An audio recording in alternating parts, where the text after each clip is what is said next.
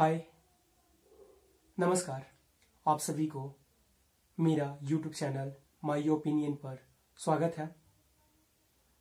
जैसा कि आप सभी ने हाल की न्यूज़ों में देखे होंगे कि लद्दाख में एक विद्रोह पे चर्चा करेंगे कि ये विरोध प्रदर्शन का क्या कारण है,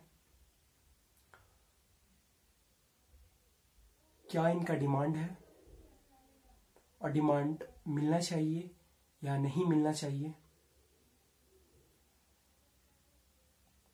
इन्हीं सभी मुद्दों पे आज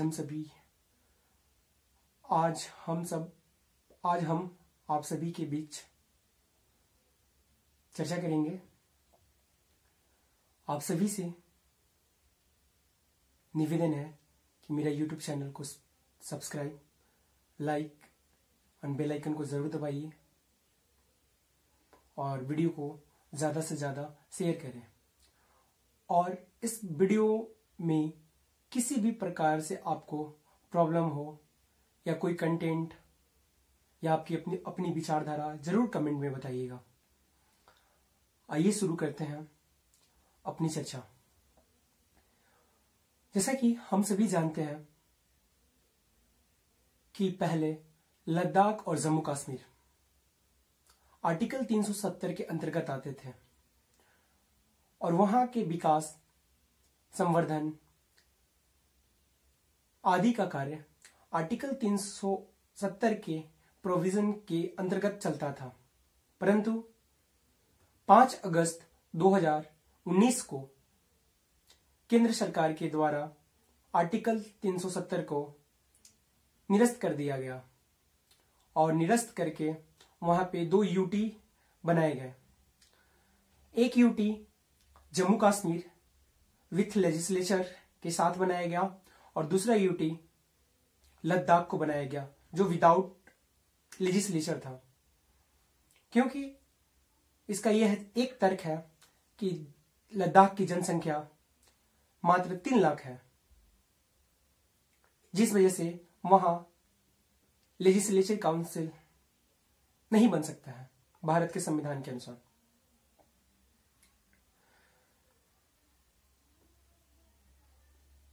जब 370 वहां लागू था तो उस क्षेत्र के विकास आदि कार्यों के लिए वो उसमें दिए गए प्रोविजन के अनुसार चलते थे। एग्जाम्पल के तौर पे कि बाहरी लोग वहां पे जमीन नहीं ले सकते हैं। ऐसे बहुत सारे प्रोविजन थे जो मुख्य भारत के लोगों से एक अलगाव की दृष्टि बना हुआ रहता था। किंतु आर्टिकल 370 जाने के बाद वहां का नियम कानून अब भारत के मुख्य कानून से लागू होने लगा, जिससे आवाजाही, आवागमन, इंडस्ट्रियल सारे भारत के संविधान के अनुसार ही लागू होने लगे। इसी क्रम में लद्दाख के बहुत बड़े इंजीनियर सोनम वांगचुक ने हाल ही में एक विरोध प्रदर्शन स्टार्ट किए हैं। उनका डिमांड है कि लद्दाख को शेड्यूल 6 के अंतर्गत लाया जाए।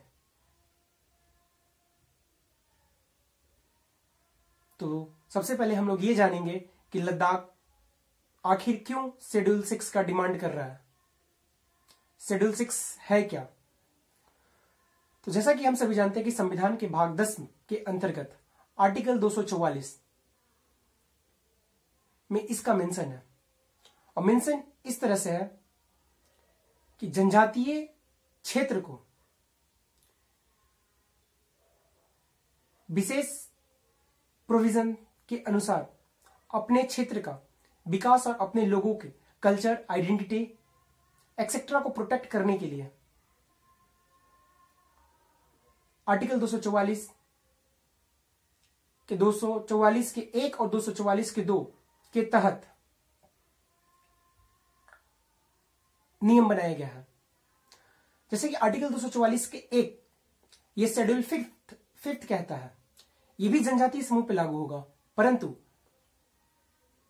ये असम को छोड़कर ये जैसे छत्तीसगढ़, झारखंड, बंगाल, उड़ीसा में शेड्यूल फिफ्थ लागू होता है। और 244 के 2 जो शेड्यूल 6 है, ये असम के क्षेत्र पे लागू होता है। हालांकि जब असम का विखंडन हुआ और मिजोरम, त्रिपुरा, मेघालय का निर्माण हुआ, तो उन सब क्षेत्रों में आर्टिकल 244(2) के तहत शेड्यूल 6 लागू हो गया है। शेड्यूल 6 के आने के बाद इन क्षेत्रों में जो मुख्य जनजातीय क्षेत्र है, ऐसा नहीं है कि जिस राज्य को शेड्यूल 6 दिया जाता है तो उसके पूरे क्षेत्र में यह शेड्यूल 6 लागू होता है, बल्कि उन क्षेत्रों पे लागू होता है जहां पे जनजातीय समूह का जनसंख्या ज्यादा हो, एरिया ज्यादा हो। एक हायरार्की के तौर पे जिन क्षेत्रों में जनजातीय समूह ज्यादा हो, एरिया ज्यादा हो, वहां पे ट्राइबल डिस्ट्रिक्ट का निर्माण होता है, और जिन क्षेत्रों में जनजातीय जनसंख्या कम हो, उन क्षेत्रों में ट्राइबल रीजन्स घोषित किया जाता है। इसका एक मुख्य कार्य यह है कि ट्राइबल डिस्ट्रिक्ट का एक काउंसिल ट्राइबल डिस्ट्रिक्ट में एक काउंसिल का निर्माण होता है, और ये काउंसिल के सारे मेंबर, 1-2 को छोड़कर सारे मेंबर उसी एरिया से जनजातीय समूह से चुन कर आते हैं, और इनके पास लेजिस्लेचर, एग्जीक्यूटिव और जुडिशरी ये पावर इनके पास होते हैं, जिससे ये अपने समाज, जनजातीय समूह, कल्चर, आइडेंटिटी को प्रोटेक्ट करते हैं।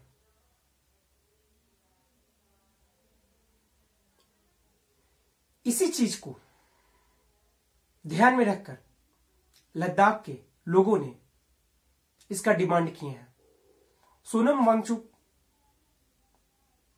ने शेड्यूल 6 के डिमांड के लिए 2-4-5 तर्क दिए हैं, जो कहते हैं कि इन वजहों से लद्दाख को शेड्यूल 6 के अंतर्गत आना चाहिए। पहला कहते हैं कि यहां की जनसंख्या 95% ट्राइबल है। दूसरा, इन्वायरमेंटल इश्यूज। पहले 370 था तो कुछ रोक लगा हुआ था बाहर के लोगों को एंट्री करने पर, या वहां पे किसी प्रकार का फैक्ट्री वगैरह ना निर्माण करने पर, किंतु आर्टिकल 37 डिमोलिश होने के बाद कुछ हद तक छूट हो चुका है, जिससे वहां का संवेदनशील एनवायरनमेंट को ठेस पहुंचाया जा रहा है। सोनम वांगचुक कहना है कि ये दशक के लास्ट होते होते हिमालय के अधिकतर यानी 2/3 बर्फ पिघल जाएंगे। यह एक खतरे का घंटी है, क्योंकि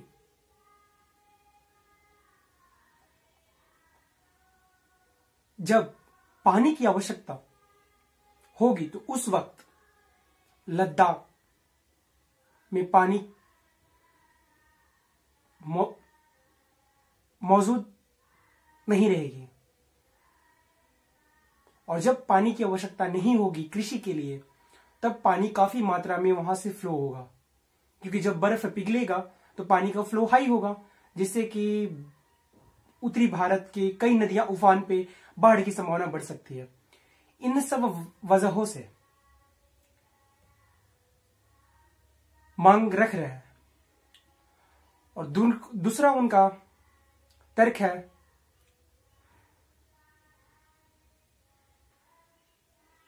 टूरिज्म टूरिज्म दूसरा उनका तर्क है टूरिज्म। अभी क्या होता है कि टूरिज्म सिर्फ लेह वाले क्षेत्र में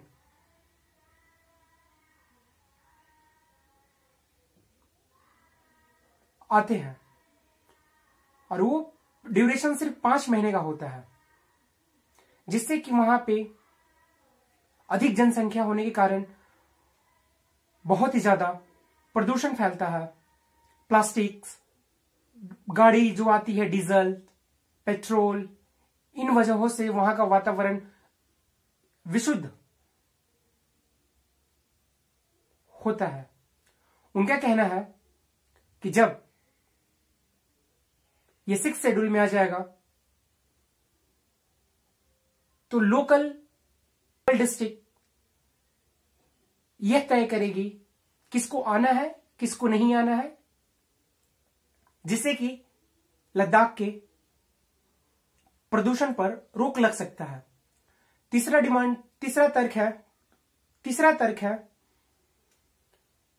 कि वहां पे उनकी आइडेंटिटी, कल्चर को प्रोटेक्ट करने के लिए जॉब क्रिएशन वो खुद कर सके, वैसा एनवायरनमेंट तैयार करें।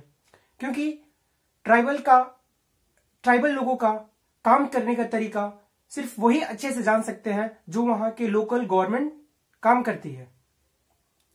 ये एक्सेट्रा पॉइंट जो है सोनम वांगचुक के द्वारा उठाया गया है और उनका मांग ये है कि यूटी घोषित किया जाए। यूटी 6 शेड्यूल इनको घोषित किया जाए, यूटी लद्दाख को। ऐसे ये मांग अपने स्तर पर हो सकता है कि ठीक है, किंतु मेरा मानना यह है कि लद्दाख को 6 शेड्यूल के अंदर नहीं देना चाहिए। इसका तर्क यह है कि असम और लद्दाख में कल्चर, आइडेंटिटी दोनों डिफर है। हो सकता है कि ट्राइबल जनसंख्या 95% है, जबकि शेड्यूल 6 में आने के लिए ट्राइबल जनसंख्या 50% होना चाहिए। यह स्वीकार योग्य है, परंतु असम, मिजोरम, त्रिपुरा, मेघालय की जनजातीय समूह मुख्य भारत के लोगों से बिल्कुल कटे हुए रहना पसंद करते हैं या कटे हुए हैं। वो किसी पर्टिकुलर धर्म को नहीं मानते हैं। उनका अपना कल्चर, अपना संस्कृति, अपना धर्म है। किंतु लद्दाख के अधिकतर जनसंख्या किसी न किसी धर्म को स्वीकार किए हुए हैं। वो चाहे क्रिश्चियन हो, बौद्धिस्ट हो, मुस्लिम हो, हिंदू हो।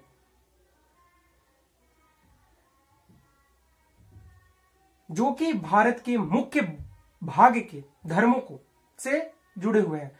तो उनकी आइडेंटिटी, कल्चर वो भारत के मुख्य भाग के कल्चर से बिल्कुल मिलाप है। हो सकता है कि उनकी खान पान कमी होगी कि डिस्टेंस अलग होने के कारण, पर कल्चर दोनों, रिलीजन कल्चर दोनों का सेम है। इस केस में, इस तरह केस में नहीं होना चाहिए। और दूसरी है, वो कहते हैं कि मुझे ऑटोनोमस पावर चाहिए, जबकि 1955 में एक कमीशन का गठन हुआ था, Ladakh hills autonomous development council. इसके तहत यह प्रोविजन दिया गया था कि लद्दाख के दोनों डिस्ट्रिक्ट में एक एक काउंसिल बनाया जाएगा और उस काउंसिल में टोटल 30 मेंबर्स होंगे। 30 मेंबर्स में से 26 मेंबर वहां के लोकल होंगे जो कि इलेक्टेड होंगे और 4 मेंबर भारत सरकार के होंगे।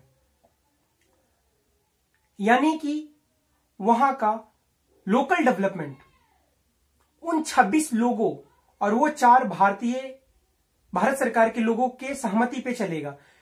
जनसंख्या ज्यादा 26 का है तो पावर भी उन्हीं के पास है, यानी लोकल डेवलपमेंट वो अपने अनुसार कर सकता है। और लद्दाख का टोटल जनसंख्या 3 लाख है और 3 लाख में एक काउंसिल 1.5 लाख को रिप्रेजेंट कर रहा है और 1.5 लाख के लिए मात्र 30 लोग काम कर रहे हैं। 26 उनका लोकल मेंबर्स है।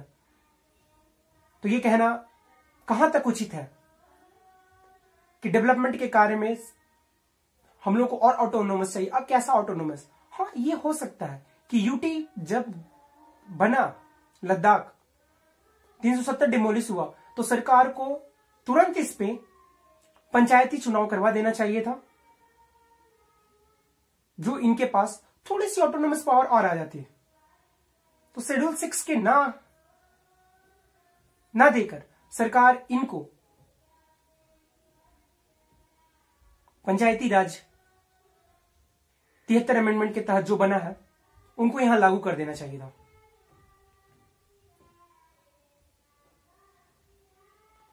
और तीसरा पॉइंट है टूरिज्म। अगर एनवायरमेंट इशू टूरिज्म की वजह से होता है तो भारत सरकार को भी इस पे ध्यान देना चाहिए। इसे कुछ एक रोड मैप निकालकर टूरिज्म का जो ड्यूरेशन है 5 मंथ उसको थोड़ा सा 12 मंथ कर दें। थोड़ा सा डेंसिटी कम पड़ेगा, वहां पे दबाव 5 महीना में जो पड़ता है वो 12 महीना में हल्का पड़ जाएगा। No use plastics the whole Ladakh, ये अच्छा इनिशिएटिव होगा। पेट्रोल डीजल वाले गाड़ी को पूरी तरह से बैन कर दिया जाए टूरिस्टों को, और जो भी गाड़ी इस्तेमाल करे लद्दाख जाने के लिए, लद्दाख में घूमने के लिए, वो सिर्फ और सिर्फ ईवी या हाइड्रोजन से चलने वाली गाड़ी हो। ये 3-4 पॉइंट करके एनवायरमेंट इशू को बहुत हद तक कम किया जा सकता है। अब आगे देखना है कि सरकार किस तरह से इन लोगों से बात करती है और इसका हल क्या निकालती है। अपना ओपिनियन जरूर कमेंट में बताइएगा कि इस पे और क्या अच्छा इनिशिएटिव उठाया जा सकता है।